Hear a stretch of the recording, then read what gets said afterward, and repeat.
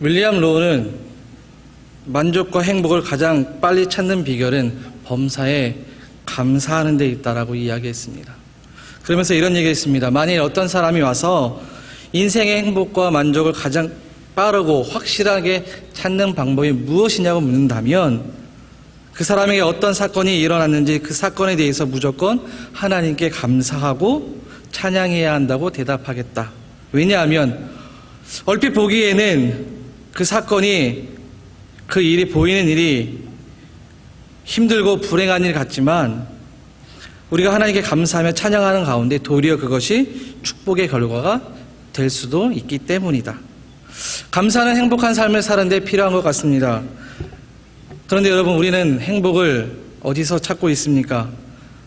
세상적 기준에서 찾고 있진 않습니까? 아니면 물질에서 또는 더 나은 환경에서 찾고 있지는 않습니까? 제가 우리 유스 아이들과 함께 예비하면서 아이들에게 많은 것을 묻게 되는데 우리 아이들 물으면서 대답하는 가운데 필요한 것들을 얘기하면 돈입니다. 돈이 모든 것을 할 수 있다고 해요. 네. 두 번째는 예쁜 여자입니다. 네, 우리 아이들은. 네. 근데 우리 아이들이 돈이라고 대답하기까지 그 아이들이 스스로가 돈이 좋아서 돈이라고 얘기했던 것 같진 않아요. 저는 그 아이들이 세상에서 받는 영향력도 있겠지만 때로는 보이지 않게 가정에서 보여주는 그런 영향력도 우리에게 자녀들이 있었다라는 것이죠. 여러분에게 있어서는 어떤 것이 여러분의 행복을 만족시켜 주는 것 같습니까? 그리스도인에게서 진정한 행복은 나를 창조하신 하나님을 통해서만이 얻을 수 있고 찾을 수 있습니다. 왜냐하면 하나님은 우리의 삶을 주관하시기 때문입니다. 그렇기 때문에 하나님께 감사하며 사는 인생의 복된 삶이고 진정한 행복을 찾는 길이 됩니다. 오늘 우리가 읽은 시편 107편의 말씀은 이스라엘 백성들이 시편 기자가 그 역사를 회고하면서 하나님께서 어떻게 자신들에게 은혜를 베푸셨는지, 어떻게 인도하시고 무엇을 채워주셨는지를 기록하고 있어요. 그리고 그 고백 안에서 하나님을 향한 감사의 찬양을 올려드리고 있는 겁니다. 이스라엘 백성들이 현재의 삶을 돌아보면, 과거의 삶을 돌아보니까 모든 것이 하나님의 은혜였고 모든 것이 하나님이 주신 복이었음을 오늘 고백하고 있습니다. 그러기에 그들은 지금 여호와 하나님을 찬양하며 감사하는 것이죠. 오늘은 추수감사절입니다.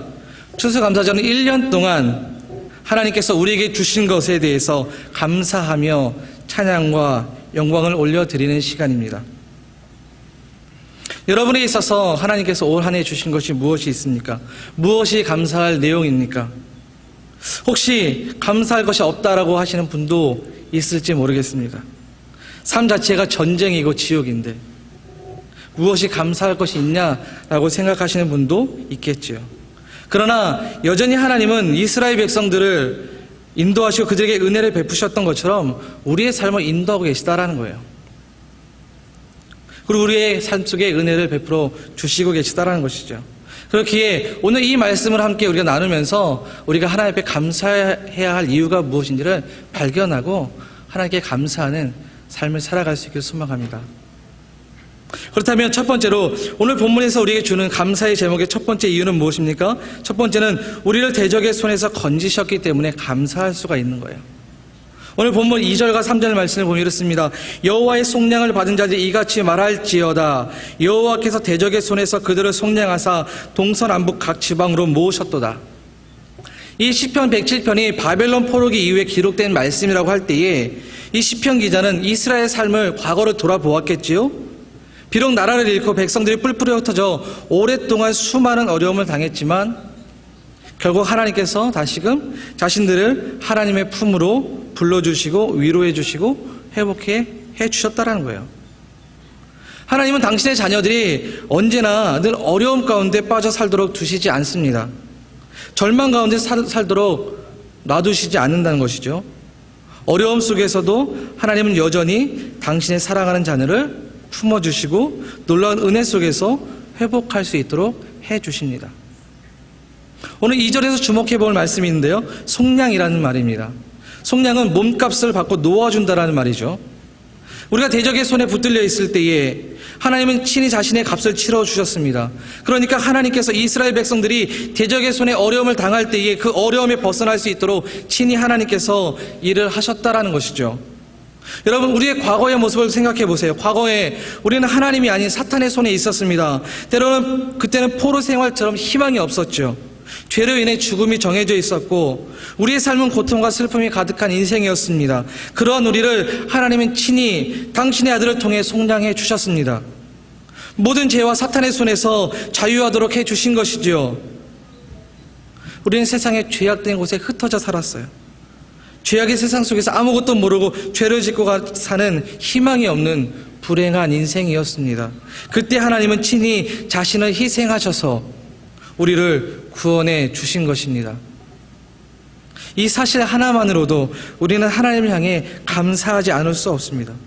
죽은 생명이 다시 살아나게 되었는데 어찌 감사하지 않을 수 있겠습니까? 뿐만 아니라 오늘 본문을 다시 보면 대적이라는 이 말에는요, 근심이라는 단어가 있어요. 또 이 대적이라는 말을 히브리의 원어에서 보면 차르라는 단어인데요, 여기에는 곤경, 고통이라는 의미가 숨겨져 있습니다. 그러니까 이스라엘 백성들이 포로 생활하면서 얼마나 많은 고통을 겪었겠습니까? 나라를 잃었지요. 집도 잃었습니다. 삶의 터전도 잃었고 어떤 사람은 가족을 잃었을 수도 있겠죠. 그리고 포로 생활에서 차별받는 인생이었고 비참한 삶이었을 겁니다. 이스라엘 백성들에게서 삶 자체는 고통이었겠지요.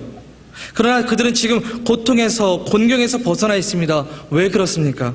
하나님께서 대적들, 이스라엘 백성들을 어렵게 하는 그 모든 것에서 속량해 주셨기 때문입니다. 그로 인해 그들은 모든 대적에서 자유하게 된 것이고 하나님 안에서 기쁨을 갖고 즐거움과 행복을 누릴 수 있게 된 것입니다. 이스라엘 백성들은 그 포로기를 겪어가며 생각했겠죠. 하나님을 떠나 있을 때에, 죄 가운데 살아갈 때에 진정한 행복과 기쁨을 찾을 수 없다라는 것을. 그리고 하나님께서 다시 그들을 회복시켜 주시고 이스라엘 백성들을 구원해 주시고 그들이 가진 슬픔과 근심을 맡아주셨을 때에 그들은 하나님 안에서 자유함과 행복을 누릴 수 있게 된 것입니다. 여러분, 감사해야 할 이유가 여기에 있는 겁니다. 우리가 하나님은 우리의 모든 대적을 끊어내셨습니다. 모든 대적에서 속량하셔서 하나님 품으로 불러주셨습니다. 당신의 자녀가 되도록 하셨던 것이지요. 세상에 어떤 것에도 누릴 수 없는 참 평안을 하나님께서 우리에게 주신 것입니다. 그럼 뿐만 아니라 우리가 살아가는 밴쿠버의 삶이 얼마나 힘듭니까? 여러 가지 차별을 겪어야 되겠죠. 때로는 사기를 당하기도 하고 사람과의 관계 안에서 갈등의 요소들이 생겨나기도 할 겁니다. 그때에도 하나님은 변함없이 우리를 위해 일하고 계십니다. 당신의 자녀들 앞에 놓인 대적들을 하나님께서 해결해 주실 거라는 거죠. 그렇게 우리가 이스라엘 백성들처럼 하나님 향한 감사의 찬양을 올려드릴 수가 있는 겁니다. 하나님은 죄의 대적과 모든 고통과 근심 속에서 이스라엘 백성을 자유케 하셨던 것처럼 우리를 자유하게 해주시기 때문입니다. 여러분, 그 사실 하나가 바로 우리의 삶 속에서 하나님께 감사함으로 영광 돌릴 수 있는 겁니다. 자, 한 번 더 나아가서요, 우리가 감사할 수 있는 두 번째 이유는 우리를 인도하시기 때문이에요. 오늘 7절 말씀 한번 보겠습니다. 7절 말씀 제가 읽겠습니다. 또 바른 길로 인도하사 거주할 성읍에 이르게 하셨도다. 하나님은 당신의 백성들을 구원하시는 것에 그치지 않고 그 모든 삶을 인도하세요. 다시 말하면 시계를 만드는 사람이 시계를 만들어 놓고 그냥 가도록 두지 않죠. 배터리를 넣고 테스트를 해서 잘 가는지 확인을 하죠. 이와 같이 하나님은 우리를 만들어 놓고 그냥 던져넣어서 야, 너 알아서 살아 라고 말씀하시는 것이 아니라 당신의 품 안에서 우리의 자녀들이, 사랑하는 자녀가 어떻게 살아갈 것인가에 대해 지켜보시고 그 삶을 인도해 주신다라는 거예요.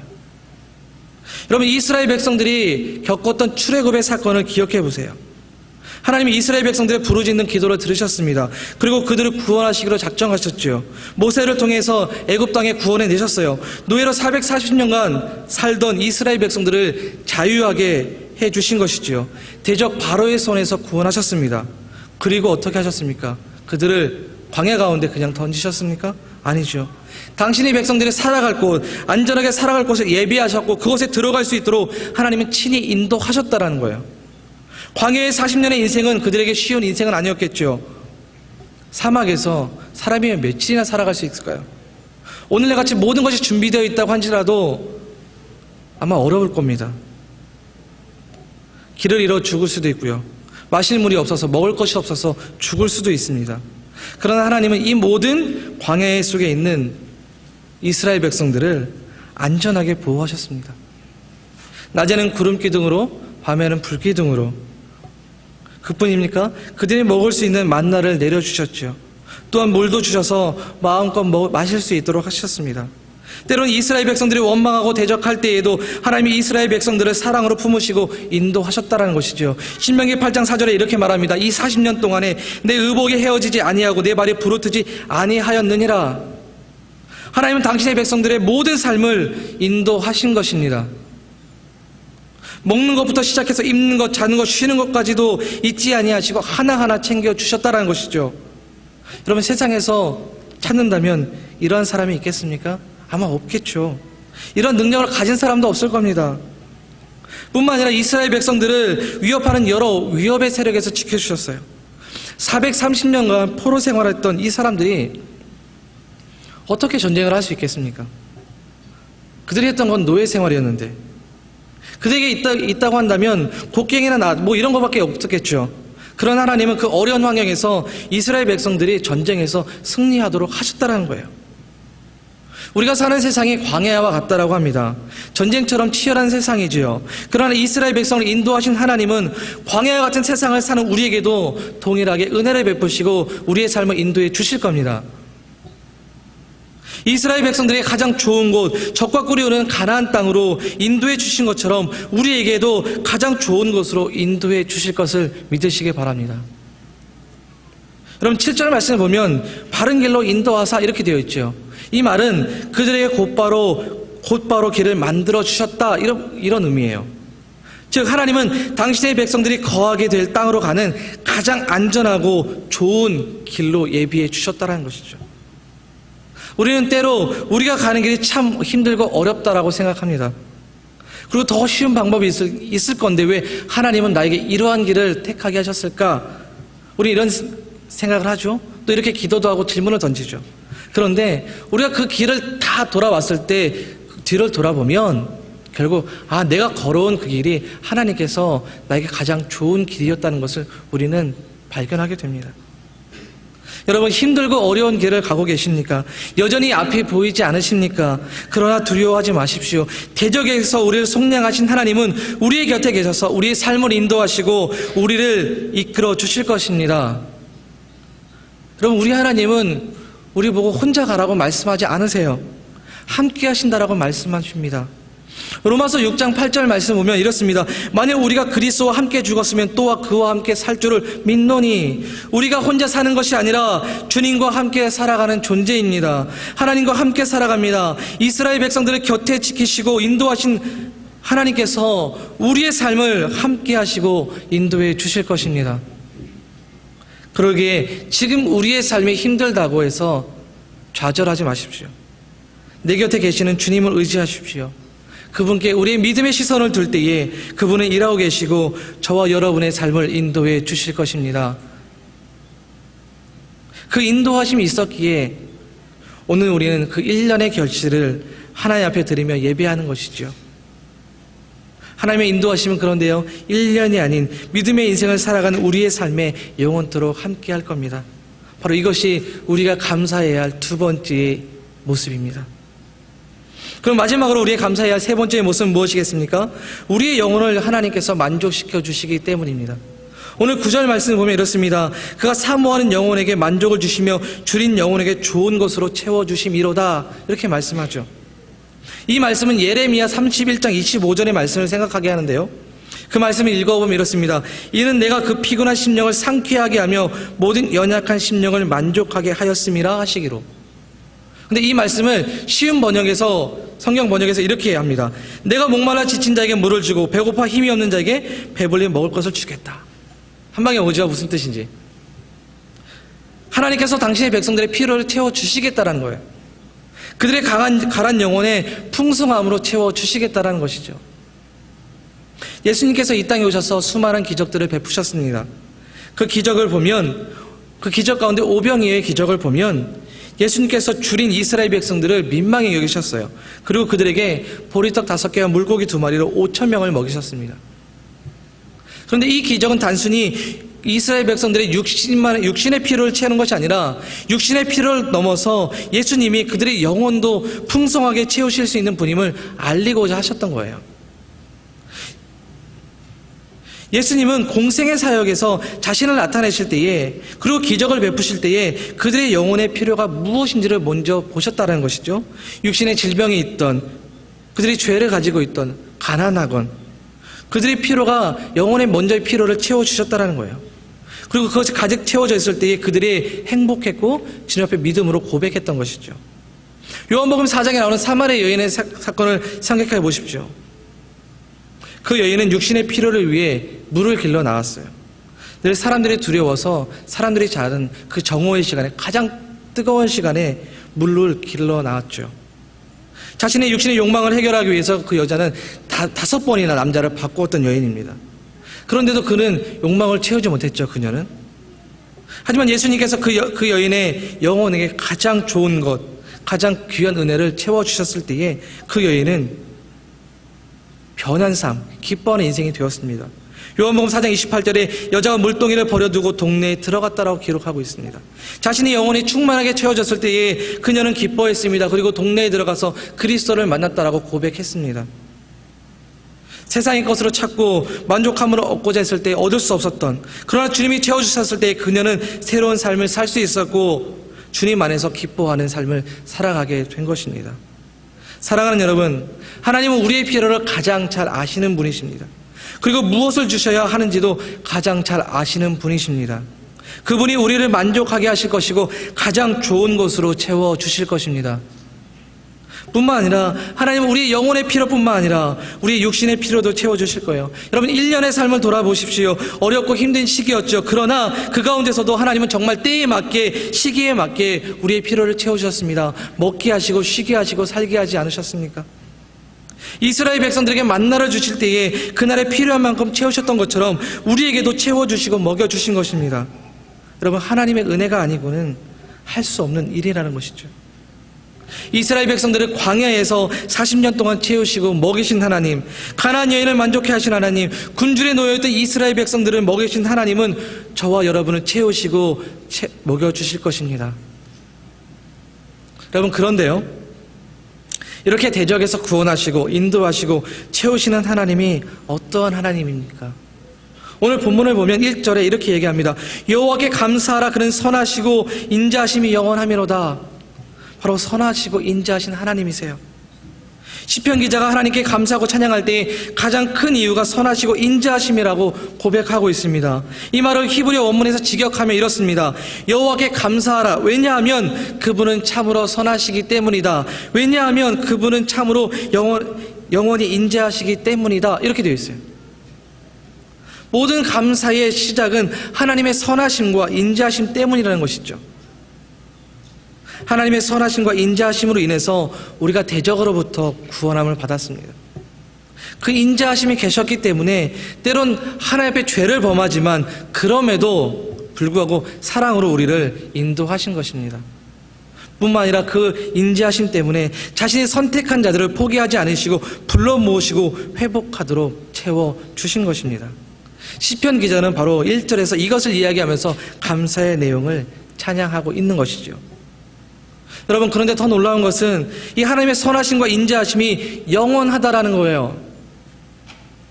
잠시 잠깐이 아니라 영원하다는 것이죠. 여러분, 영원이라는 시간을 생각해 보십시오. 과거로부터 현재와 미래까지도 포함하고 있는 것이죠. 우리 삶 속에서 얘기한다면 언제나 늘 하나님께서 우리와 함께 하신다라는 말입니다. 그러니까 하나님은 당신의 백성들을 과거로부터 시작해서 현재와 그리고 미래까지도 하나님의 선하심과 인자하심을 나타내 보여주신다라는 겁니다. 또한 우리의 삶 속에서 늘 언제나 함께 하시며 그 선하신, 그 인자하신 하나님을 경험하도록 해주신다라는 거예요. 그런데 이것이 한 번에 그치지 않고 영원토록 당신의 자녀의 삶을 구원하시고 인도하시고 채워주신다는 겁니다. 말할 수 없는 놀라운 사랑이 아닙니까? 놀라운 은혜가 아닙니까? 우리 하나님이 이러한 분입니다. 그러니 어찌하니 감사하지 않을 수 있겠습니까? 올해 너무 힘들어서 너무 때론 적자가 나서 나의 계획대로 되지 않아서 영주권과 비자의 문제가 너무 힘들어서 사업이 되지 않고 건강에 문제가 와서 자녀가 속을 새겨도 그래서 감사할 것이 없으십니까? 징글징글한 우리 아들, 사춘기를 겪어가는 우리 아이들, 말 안 듣는 우리 아이들, 왼수 같은 남편들, 그렇죠? 네. 그럼에도 불구하고 하나님은 우리가 살아가는 그 삶 속에서 피할 길을 열어주시고 대적에 구원하신 하나님께서 저와 여러분의 삶을 인도하시고 채워주실 것입니다. 여러분, 이 말씀을 부여잡고 나를 향한, 우리를 향한 놀라운 하나님의 사랑, 그것이 변치 않는 그 사랑을 기억하시고 하나님께 감사하며 찬양하는 삶이 되기를 소망합니다.